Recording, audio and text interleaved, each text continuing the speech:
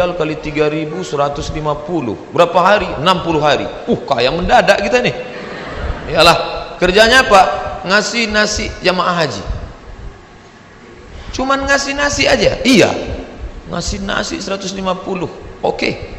Begitu sampai barulah kami tengok, rupanya satu hari 10 kloter.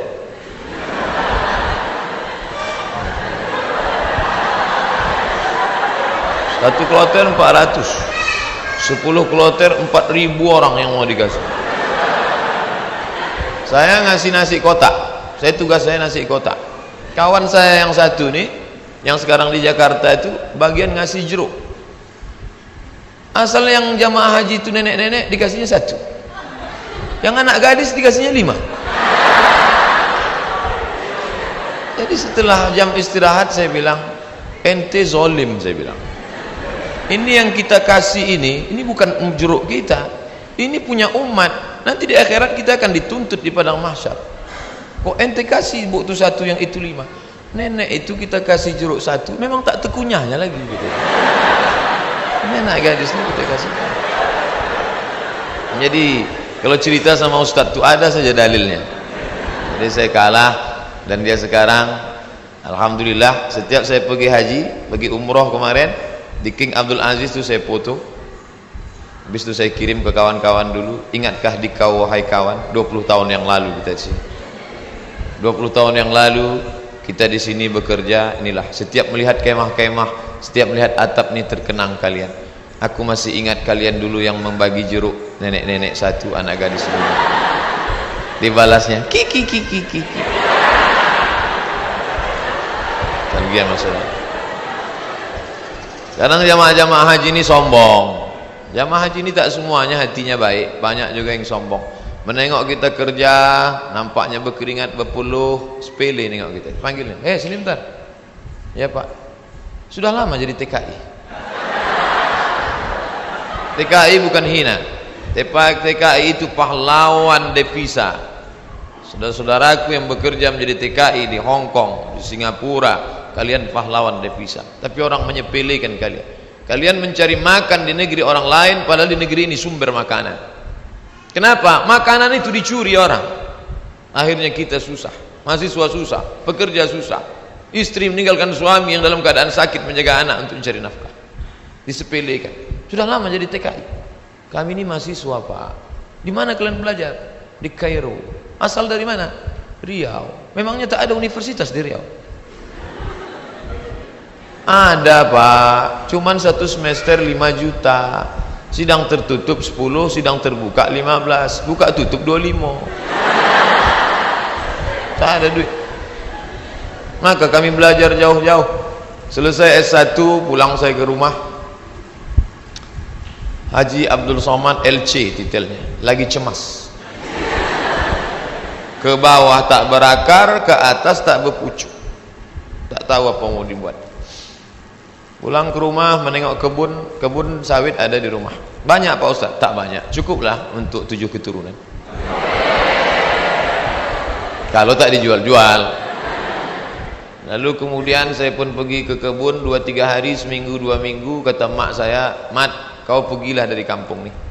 Kenapa? Pokak telingaku dah. Masa kuliah di luar negeri balik ke kebun juga. Akhirnya pergi saya ke Malaysia, melanjutkan S2 untuk menyelamatkan telinga mak saya. Ngambil S2. Di mana sekarang Somad? S2. Negeri ini tidak menghormati ilmu. Sampai di Malaysia jumpa sama kawan-kawan dulu yang sama sekolah. Engkau di mana sekarang nih? Aku ambil master lah. Subsidi rumah, subsidi beasiswa, subsidi, semua dapat subsidi. Kita di mana? Di parkir motor di tempat yang jauh. Begitulah keadaan. Padahal sama-sama orang Melayu, bahasa kita sama, bentuk kita sama, hidung sama-sama jongkok. Tapi nasib dia tegak, kita sujud terus. Itu yang terjadi. Saya kuliah di UKM, Universiti Kebangsaan Malaysia. Banyak orang nanya saya, kenapa tak ambil UIA? Kenapa tak ambil IIU, International Islamic University? Kenapa tak ambil Malaysia? Kenapa tak ambil UM, University Malaya? Kenapa ambil UKM? Dia tak tahu di UKM tu bisa ngutang. Tapi saya tak selesai karena saya pemburu beasiswa. Tiap hari searching, browsing, mancing, launching. www.google.com beasiswa pakai bahasa Arab, minhah dirasiyah, enter, dapatlah peluang beasiswa. Dan saya selalu masuk di warnet Fakultas Sains di UKM. Saya tak mau di fakultas saya, FPI namanya, Fakulti Pengajian Islam. Saya masuk ke Fakultas Sains karena di situ internetnya gratis. Dan orang Malaysia itu tak tanya-tanya, ditengoknya muka saya pula, muka-muka anak sains kan.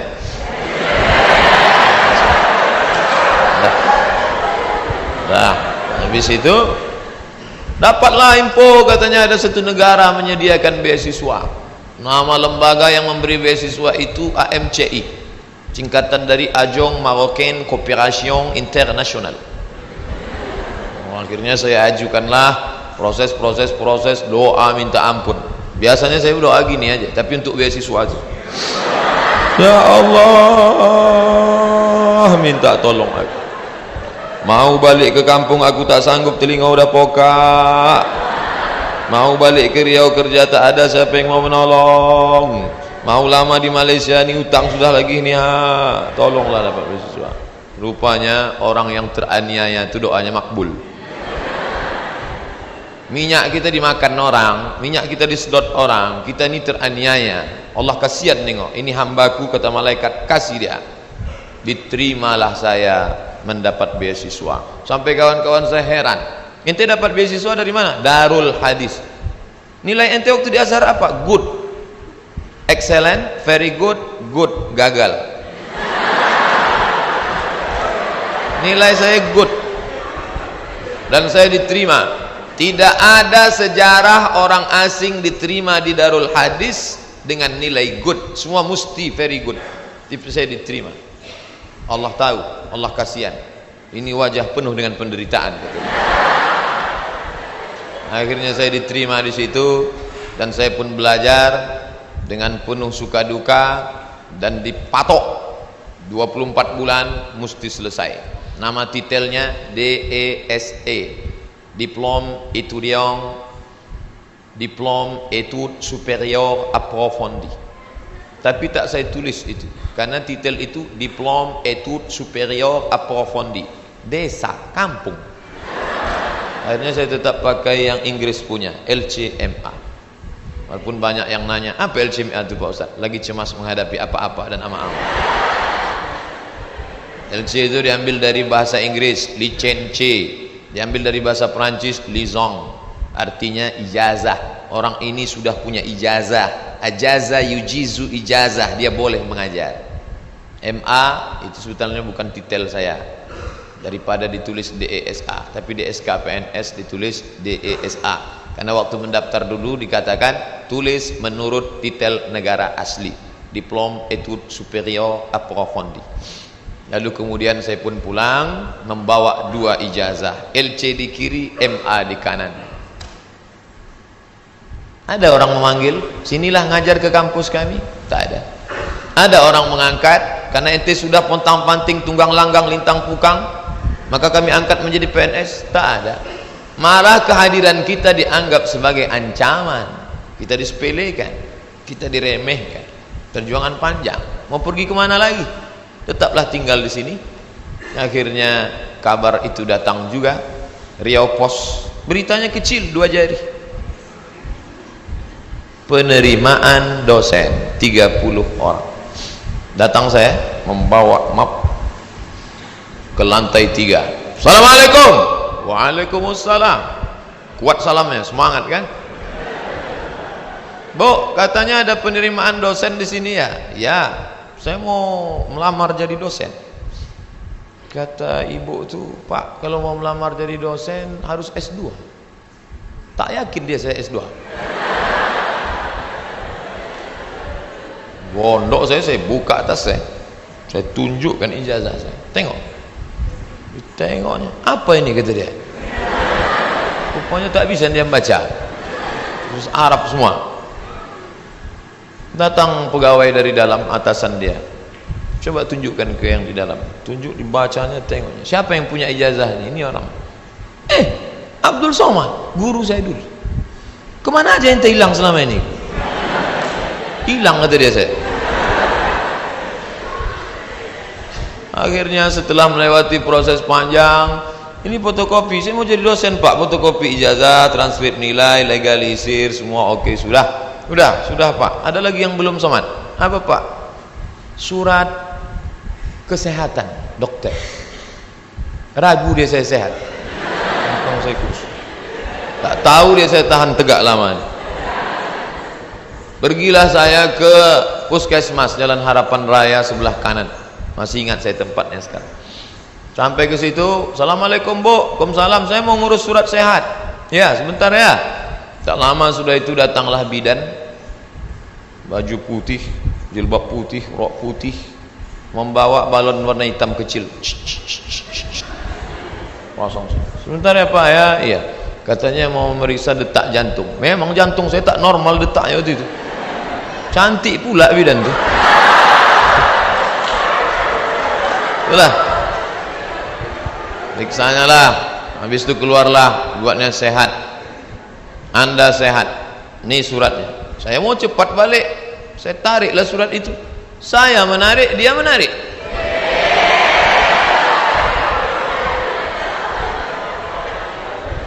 Saya tak paham apa maksudnya ini. Wani piro. Kami kuliah 4 tahun di Mesir, semua gratis. Asrama gratis. Uang saku dikasih tiap bulan. Sampai-sampai tiket pulang saya pun gratis. Mesir itu bukan kaya macam Saudi Arabia, dia tak ada minyak. Miskin Mesir itu, tapi bisa membiayai kami anak Indonesia 100 orang setiap tahun, dan yang kuliah di sana 74 negara. Fir'aunnya Husni Mubarak, terserah mau ngejek dia jahat, yang penting saya gratis kuliah 4 tahun. Dari Al-Azhar itu, walaupun bukan tanah dia, tapi itu dari wakaf Al-Azhar.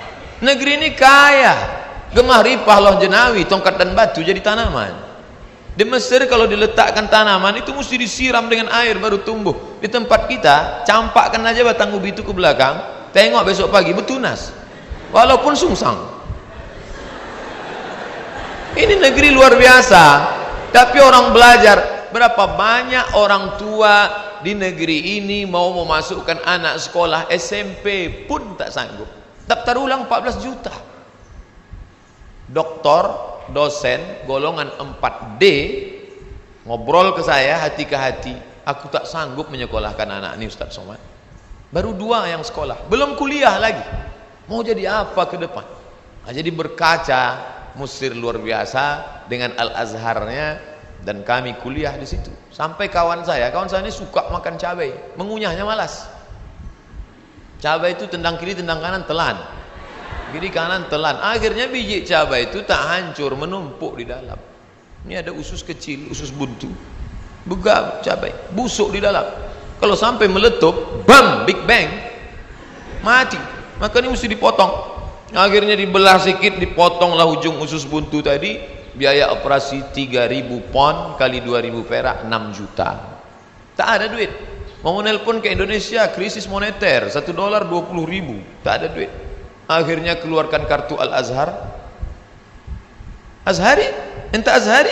Azhari maksudnya ente taman orang Al-Azhar? Iya, gratis. Sakit gratis. Di negeri Fir'aun sakit gratis. Di negeri kita sehat bayar. Tapi tidak saya ceramahi orang puskesmas itu.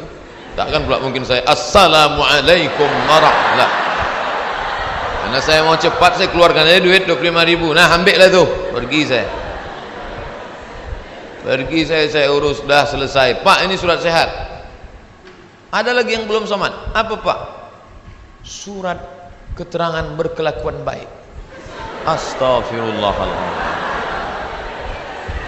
Orang sesoleh ini diragukan juga kan? Gimana? Saya bolak-balik lah sudah masuk berbagai negara. Tak berapa negara sudah saya lewati. Tidak ada pemeriksaan yang saking ketatnya. Ketat luar biasa. Cobalah tengok kita mau masuk pesawat, berapa kali mesti buka dompet untuk tengok KTP. Emangnya kita ini teroris? Di Malaysia tak begitu betul. Enggak gitu-gitu amat sih, kata orang yang lama di Jakarta. Tapi apa boleh buat? Dia khawatir. Saya urus surat bahwa saya bukan teroris. Saya bukan teroris. Saya seorang pelajar muslim yang mendapatkan beasiswa, dan saya pulang membawa ijazah. Saya mau mengabdikan ilmu saya. Tidak ada urusan lain. Saya tak ingin merobok-obok negara ini. Saya tidak ada hubungan dengan jaringan internasional. Saya cuma mau mengajarkan ilmu, memperbaiki. Alhamdulillah diterima. Ikutlah tes dosen dengan berbagai macam lika-liku. Pokoknya hidup ini penuh dengan ujian. Jadi kalau adik-adik, ujian apa? Ujian MIT Pak Ustaz. Habis MIT apa? Ujian UAS Pak Ustaz. Habis ini ujian apa? Ujian ini skripsi Pak Ustaz. Habis ini apa? Promo Pak Ustaz. Kenapa hidup ini penuh dengan ujian? Dunia adalah tempat ujian. Berani menghadapi dunia, berani menghadapi ujian. Takut menghadapi ujian, jangan menghadapi dunia. Takut menghadapi dunia, mati aja. Belum sampai masanya mati gimana Pak Ustaz? Kalau nampak jenazah lewat, ikut. Itu apalagi hidup di dunia. Nah, jadi masalah ujian-ujian kalian ini, ujian kalian belum ada apa-apanya dibandingkan ujian kami dulu yang penuh dengan kesulitan. 4 tahun gak jumpa orang tua, itu luar biasa. Ustadz aja yang bilang luar biasa, orang saya yang merasakannya kok. Saya nggak nengok muka emak saya 4 tahun, sampai lupa saya muka emak saya itu macam mana. Saya ingat 4 tahun. Ditengok muka emak orang Arab tak sama. 4 tahun saya tak jumpa. Berangkat 2002, berangkat 1998 5 September, pulang 2002 bulan November. Tapi saya sudah menyelesaikan kuliah di bulan Juli. 3 tahun 10 bulan selesai S1 saya. Pulang. Makanya sekarang kalau saya nengok mahasiswa, langkah gontai, gaya nyantai. Ente semester berapa? Ente semester berapa? 14 Pak. La ilaha illallah. Bagus nih balik kampung, tanam sawit, buka kebun, tanam lele dumbo segala macam. Ngapain ngabis-ngabiskan duit orang tua?